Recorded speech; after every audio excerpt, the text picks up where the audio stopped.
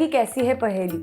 ये गीत फिल्म आनंद से है जो 1971 में रिलीज हुई थी और इसके गीतकार है योगेश। मुंबई में योगेश अंधेरी स्टेशन से लगभग 45 मिनट की दूरी पर एक बस्ती में 12 रुपए हर महीने देते थे एक झोपड़ी में रहने के लिए। वहाँ कोई बिजली या पानी भी नहीं था, केवल एक कुआं था। मिल गए उत्तर कठिन मसलों के, कभी बात छोटी सी कभी मुश्किल पहेली हो गई। नमस्कार और स्वागत है आपका विश्व शांति दर्शन चैनल में। चैनल के जनक हैं विश्व शांति के अनुयायी MIT के संस्थापक प्रोफेसर डॉक्टर विश्वनाथ दा कराड, जो विज्ञान, अध्यात्म, धर्म और मूल्य आधारित सार्वभौमिक शिक्षा के प्रचार और प्रसार हेतु दृढ़ संकल्प हैं। डॉक्टर विश्वनाथ कराड विगत 4 दशकों से विश्व में शांति की संस्कृति की स्थापना के लिए कार्य कर रहे हैं। उन्होंने अपना ये कार्य जाति, पंथ, नस्ल, धर्म और राष्ट्रों की सीमाओं से परे जाकर किया है और इसके लिए हाल ही में डॉक्टर कराड को ऊटा अमेरिका की ब्रिंघम यंग यूनिवर्सिटी ने D.Litt की उपाधि से सम्मानित किया है, सुशोभित किया है।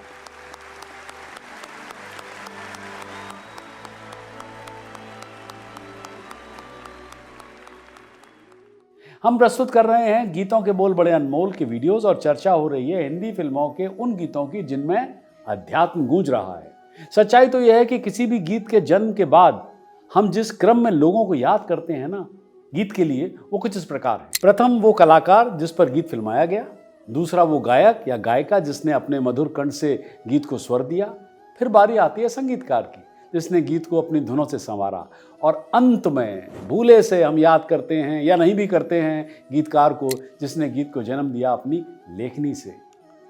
है ना दुर्भाग्य।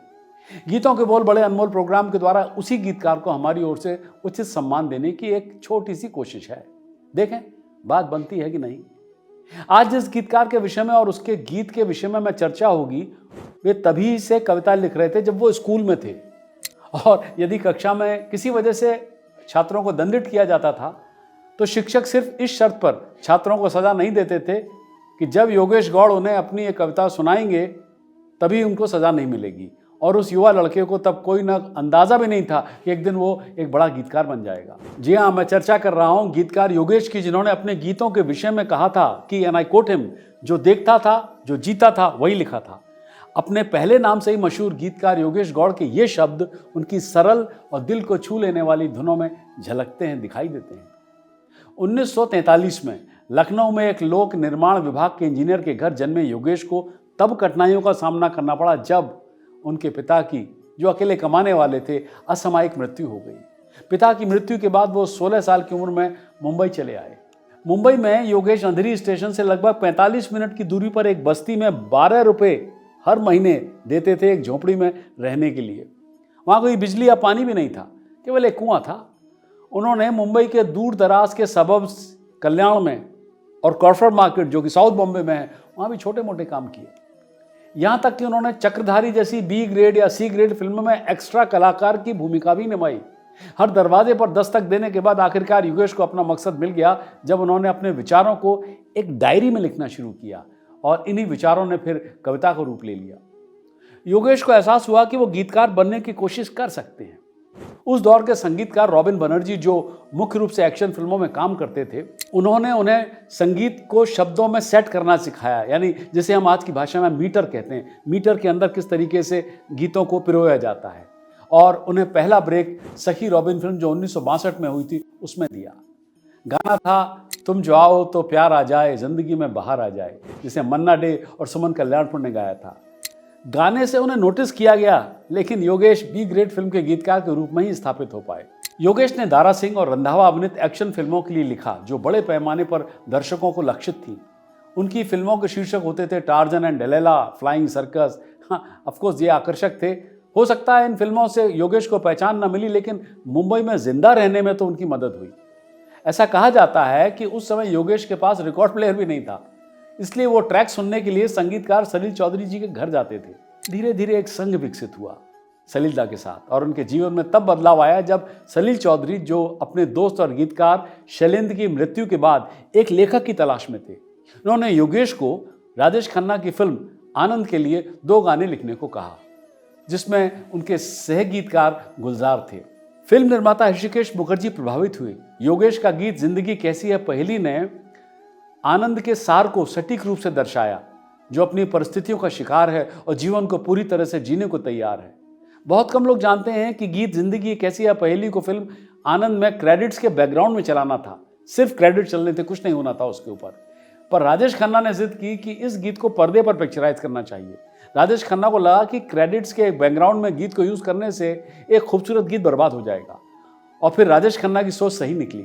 तो आज योगेश जी के लिखे इसी गीत पर ढूंढते हैं अध्यात्म। हर बार की तरह चर्चा में भाग ले रहे हैं डॉक्टर सुनील देवधर और सौजन्या उपाध्याय। आप देख रहे हैं गीतों के बोल बड़े अनमोल।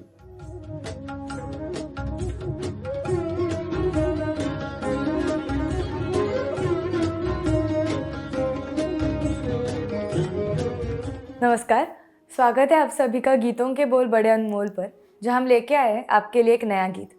मेरे एक मेंटर है, उन्होंने लाइफ का एक बहुत सही एग्जाम्पल दिया है। वो कहते हैं life is a riddle and not a game.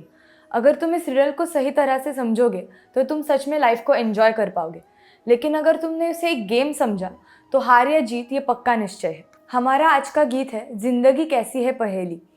ऐसी ही सोच पर यह गीत आधारित है। ये गीत फिल्म आनंद से है जो 1971 में रिलीज़ हुई थी और इसके गीतकार है योगेश। लेकिन शुरू करने से पहले मैं स्वागत करना चाहूँगी डॉक्टर सुनील देवधर जी का, जो आज हमारे साथ मौजूद है। नमस्ते सुनील जी। नमस्कार। तो शुरू करते हैं आज का गीत। जिंदगी कैसी है पहेली हाय, कभी तो हंसाए कभी ये रुलाए। जिंदगी कैसी है पहेली हाय, कभी तो हंसाए कभी ये रुलाए।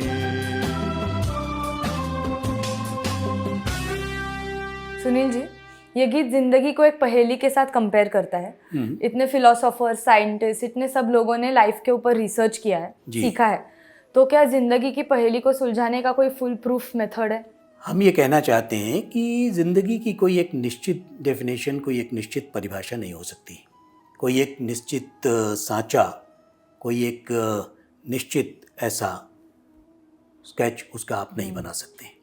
और उसकी वजह यही है कि कभी किसी को ये पहेली की तरह लगी और कभी किसी को एक सवाल की तरह भी लगी, क्योंकि अपने अपने अनुभव से लोगों ने उसे देखा है।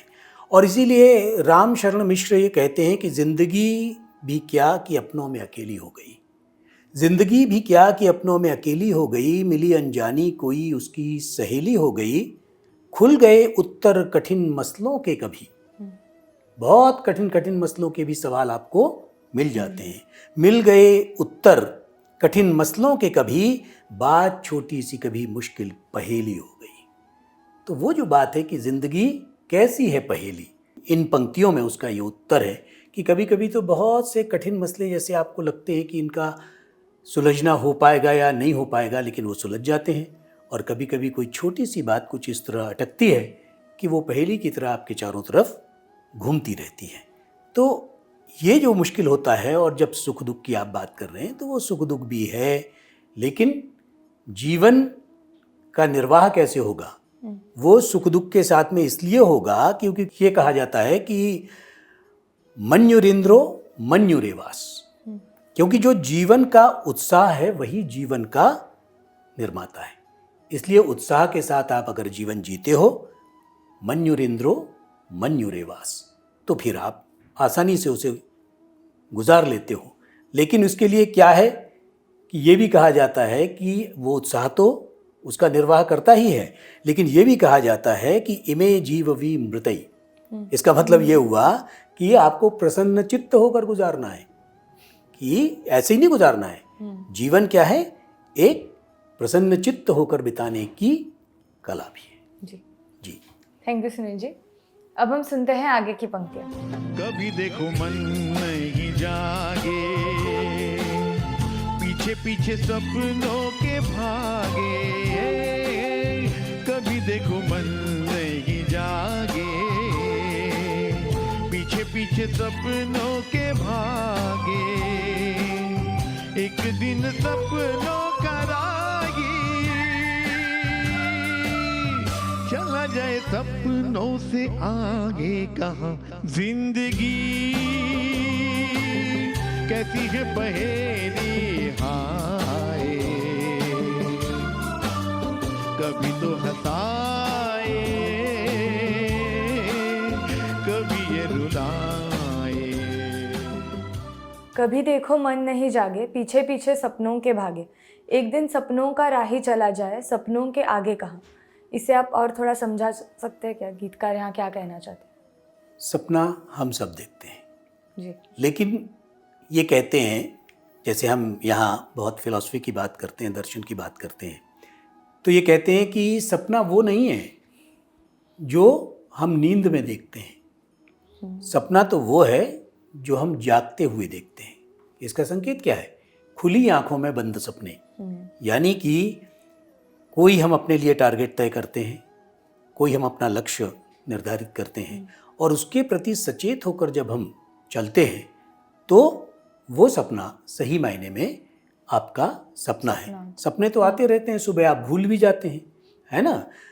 हमारी ही एक पंक्तियां हैं कि एक सपना एक सच और रातों का सफर, एक सपना एक सच और रातों का सफर, जिंदगी कुछ कट गई और कुछ कट जाएगी। तो सपने देखते देखते भी जिंदगी कट जाती है, लेकिन जब आप एक लक्ष्य निर्धारित करके खुली आंखों से, खुले मन से कोई अपने लिए सपना देखते हैं, उसे पूरे करने का नाम जिंदगी है।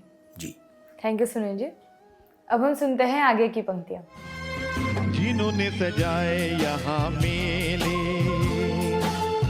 सुख दुख संग संग झेले, जिन्होंने सजाए यहाँ मेले,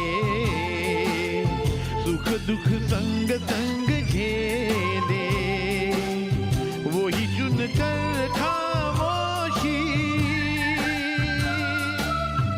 यूं चले जाए अकेले कहाँ। जिंदगी कैसी है पहेली हाय, कभी तो हंसाए कभी ये रुलाए। सुनील जी, जैसे आपने कहा कि हम सब सपने सजाते हैं, अपने बोला खुली आंखों से हम सपने देखते हैं और एक दिन हम सब छोड़ के चले जाते हैं, तो इसका क्या रहस्य है? एक शेर याद आ गया आपकी बात से। हाँ। कि छोड़ के क्यों चले जाते हैं और बात क्या होती है। चलो अच्छा हुआ आखिर तुम्हारी नींद भी टूटी, छोड़कर चले जाते हैं। हाँ। चलो अच्छा हुआ आखिर तुम्हारी नींद भी टूटी, चलो अच्छा हुआ तुम भी ख्वाबों से निकल आई। तो जब आप सपनों के बाहर निकल आते हैं, और सपनों पर आज भी बहुत काम हो रहा है, और ये सपना कोई हम आज से नहीं देख रहे हैं, बरसों से सपने देखे जा रहे हैं। और ये कहते हैं कि 19वीं शताब्दी के आसपास जो है वो सपनों पर एक रिसर्च शुरू हुआ, सपनों पर एक अध्ययन शुरू हुआ। सिगमंड फ्राइड ने उस पर काम किया, कार्ल जंग ने उस पर काम किया। लेकिन इसके पहले भी सपनों की बात है। जब हम इसमें एक फिलॉसफी देख रहे हैं तो सिद्धार्थ यानी गौतम बुद्ध, तो ईसा से लगभग 500 वर्ष पूर्व सिद्धार्थ की माँ यानी रानी माया ने एक सपना देखा कि एक हाथी उसके बगल से गुजर रहा है, और उन्होंने भविष्यवाणी कर दी कि सिद्धार्थ जो है वो घर छोड़ेगा। और उसके बाद क्या हुआ? सिद्धार्थ तो राजकुल के थे ना, उन्होंने प्रजा के सुख दुख को देखा था, और इसीलिए वो उस सुख दुख को देखने के बाद दुख ही उनके प्रस्थान और गृह त्याग का कारण बना, क्योंकि उन्होंने देखा सब और कष्ट ही कष्ट है, दुख ही दुख है, तो उन्होंने घर को छोड़ दिया था। और इसका बड़ा खूबसूरत वर्णन मैथिली शरण गुप्त ने अपने यशोधरा में किया है। तो जब वो कहते हैं कि सखी वे मुझसे कहकर जाते, कहते तो क्या मुझे पथ बाधा पाते, यानी वो उनको रोकने वाली नहीं थी। तो जीवन में जब हम आगे बढ़ते हैं, जब हम अपने सपनों से बाहर निकल कर सोचते हैं, तो इस तरह की घटनाएं इतिहास में घटित होती हैं। और जो आपने जीवन के रहस्य की बात की है, तो जीवन का रहस्य तो कुल इतना ही है कि आप जिसे नहीं जानते वही जीवन का रहस्य है। क्योंकि जीवन क्या है, तो वो मार्ग की धूलि से बना हुआ एक पिंड है, और प्राण क्या है, तो वो जीवन का रहस्य है। ये अल्लामा इकबाल कहते हैं। और धर्म क्या है, तो लोगों की सुनी सुनाई बातें। क्योंकि आप उस रहस्य को भी नहीं जानते, आप जीवन को भी नहीं जानते, आप धर्म को भी नहीं जानते, और आप जीवन का एक सबसे बड़ा सत्य ये है, और जीवन का एक सबसे बड़ा रहस्य ये है कि वो रहस्य ही रहता है। आप उसे पूरी तरह न तो पढ़ पाते हो, न उसे आप पूरी तरह से समझ पाते हो। Thank you Sunil ji. जी, जिंदगी की पहेली को सुलझाने के लिए जिंदगी को जीना ज़रूरी है। हर एक दिन हम कुछ नया सीखते हैं जो हमें इस पहेली को सुलझाने में थोड़ी और मदद करता है। तो इसी थॉट पे हम मिलते हैं अगले हफ्ते। देखते रहिए गीतों के बोल बड़े अनमोल। Welcome back. आप जुड़े हुए हैं विश्व शांति दर्शन के मंच से और देख रहे हैं गीतों के बोल बड़े अनमोल, और चर्चा हो रही है गीतकार योगेश की। योगेश ने निर्देशक ऋषिकेश मुखर्जी के साथ उनकी कई फिल्मों के लिए सहयोग किया, जिसमें 1972 में बनी फिल्म सबसे बड़ा सुख और सन 75 में बनी फिल्म मिली शामिल है, जिसमें जया बच्चन थी। जया भादुरी ऑफकोर्स उनको कहते थे तब। फिर भी ऋषिकेश मुखर्जी को हमेशा इसी बात का अफसोस रहा, इसी बात का मलाल रहा कि कभी योगेश इससे कहीं बेहतर के हकदार थे, जैसा कि जिस किस्म के वो गीत लिखते थे। उनका कहना था कि योगेश और उन्होंने फिल्म आनंद और मिली में एक साथ काम किया, और योगेश ने दोनों फिल्मों में बहुत ही खूबसूरती से लिखा। शीदा को यही मलाल रहा, जैसा कि मैंने आपसे कहा, कि योगेश के साथ उन्हें और अधिक काम किया होता, जिसका उन्हें मौका नहीं मिला। सलील चौधरी ने गीतकार योगेश से 1974 में बनी बासु चटर्जी की फिल्म रजनीगंधा के लिए भी लिखने को कहा था। तब योगेश ने वो गीत लिखा, कई बार यूं भी देखा है, ये तो मन की सीमा रेखा है, मन दौड़ने लगता है। कई बार यूं भी देखा है, ये जो मन की सीमा रेखा है, मन दौड़ने लगता है। गाना आज भी थोड़ा बहुत मुझे गुनगुना लेता हूँ, याद है। तो इस गीत के पार्श्व गायक थे मुकेश, और उन्हें नेशनल अवार्ड भी मिला, लेकिन योगेश के हिस्से में कोई पुरस्कार नहीं आया। लता जी द्वारा गाया गया शीर्षक गीत फिल्म रजनीगंधा के लिए रजनीगंधा फूल तुम्हारे महके यूं ही जीवन को भी खूब सराहा गया। योगेश ने फिल्म मिली में एस डी बर्मन के साथ काम किया, जहां इसमें लता जी द्वारा गाया गया गीत मैंने कहा फूलों से, और इसी फिल्म में गाया किशोर कुमार ने भी एक और गीत कि बड़ी सूनी सूनी है जिंदगी। ये सब योगेश द्वारा लिखे गए बेहतरीन गाने थे। 1976 में बासु चटर्जी की फिल्म छोटी सी बात के लिए योगेश ने एक गीत लिखा, न जाने क्यों होता है जिंदगी के साथ, और दूसरा जाने मन तेरे दो नयन। ये सदाबहार गाने भी खूब प्रचलित हुए उस वक्त। जाने मन तेरे दो नयन, चोरी चोरी लेके गए देखो मेरा मन। जाने मन मेरे दो नयन चोर नहीं सजन, तुमसे ही खोया होगा कहीं तुम्हारा मन। जाने मन सन 1979 में बनी फिल्म मंजिल के लिए योगेश ने जो गाना लिखा, मैं कहूँगा आज भी वो गाना एक माइलस्टोन है, जो मुंबई की बारिश में गाया गया था, जिसे अमिताभ बच्चन और मौसमी चटर्जी इन दोनों ने किया था रेगुलर रेंज में। गाने के बोल थे, रिमझिम गिरे सावन, सुलग सुलग जाए मन। रिमझिम गिरे सावन, सुलग सुलग जाए मन, भीगे आज इस मौसम में, लगी कैसी अगन, रिमझिम गिरे सावन। अफसोस की बात यह है कि यादगार गीत लिखने के बाद भी बेबाक योगेश को कभी उनका हक नहीं मिला, और फिर 2018 में उनका स्वास्थ्य तेजी से बिगड़ रहा था। भले ही योगेश का नाम साहिर लुधियानवी, शकील बदायूनी, शैलेंद्र और आनंद बख्शी जैसे काव्य दिग्गजों में कभी नहीं गिना गया, लेकिन योगेश ने अपनी कलम की प्रतिभा से इस दुनिया में एक अमिट छाप छोड़ी। केवल वे ही एक ऐसे गीत तैयार कर सकते थे जो जीवन की सांसारिक घटनाओं में खूबसूरती ढूंढ सकते थे, सुंदरता देख लेते थे उनमें। लता जी ने एक बार कहा था कि मेरे कुछ सबसे अच्छे गीत, प्रिय गीत योगेश जी द्वारा लिखे गए थे। वो बहुत ही शांत प्रतिभा के धनी थे, उनके शब्द सामान्य बातचीत से लिए गए थे, और फिर भी वे बहुत काव्यात्मक थे। जिंदगी हर कदम एक नई जंग है, ये गीत फिल्म मेरी जंग से है, जो 1985 में रिलीज हुई थी, और इसके गीतकार है आनंद बख्शी। एक गीतकार ऐसा है जिसे सर्वश्रेष्ठ कहा जा सकता है मेरे हिसाब से, आनंद बख्शी। इस नाम से युवा और वृद्ध दोनों हिंदी फिल्मी प्रेमी परिचित हैं। कि जिंदगी सहरा भी है और जिंदगी गुलशन भी है, प्यार में खो जाओगे तो जिंदगी मधुबन भी है। तो गीतकार योगेश जी की इसी जानकारी के साथ मैं भी देता हूं अपनी वाणी को विराम। अगली बार ढूंढेंगे अध्यात्म गीतकार आनंद बख्शी के लिखे गीत जिंदगी हर कदम एक नई जंग है। सब्सक्राइब कीजिए, साझा कीजिए और जुड़े रहिए मेरे साथ विश्व शांति दर्शन से।